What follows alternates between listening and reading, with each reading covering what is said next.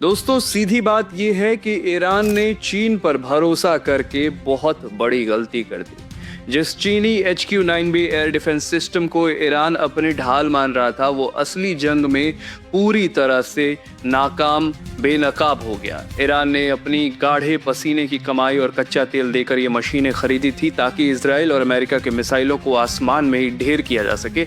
लेकिन जब 28 फरवरी को हमला हुआ तो ये सिस्टम 1 घंटा भी नहीं टिक पाया। सोचिए, ईरान ने जुलाई 2025 में ये डील की थी। उस वक्त माहौल ऐसा था कि ईरान अपनी हवाई सुरक्षा को लेकर बेहद चिंतित था, घबराया हुआ था।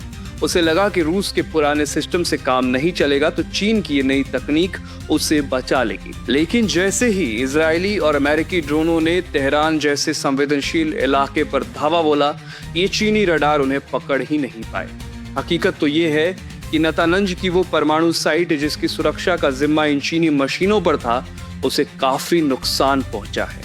बड़ी अजीब बात है कि चीन इसे दुनिया के सबसे बेहतरीन सिस्टम S-300 या अमेरिकी के पेट्रियट के बराबर मानता है। चीन का दावा है कि ये 260 किलोमीटर तक दुश्मन को मार गिराएगा, और असलियत ये निकली कि इजराइल के इलेक्ट्रॉनिक वॉरफेयर यानी रडार जाम करने वाली तकनीक के सामने ये चाइना का एक खिलौना बनकर रह गया। और ये सिर्फ ईरान की कहानी नहीं है। इससे पहले पाकिस्तान ने भी भारत के खिलाफ इसे तैनात किया था और वहां भी हमारे ब्रह्मोस और स्कैल्प मिसाइलों के आगे इसकी पोल खुल गई।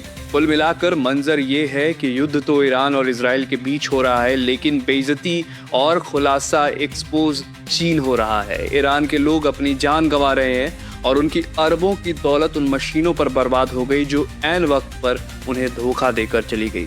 अब दुनिया की बाकी देश भी चीन के इन चमकते हुए हथियारों को खरीदने से पहले 100 बार सोचेंगे।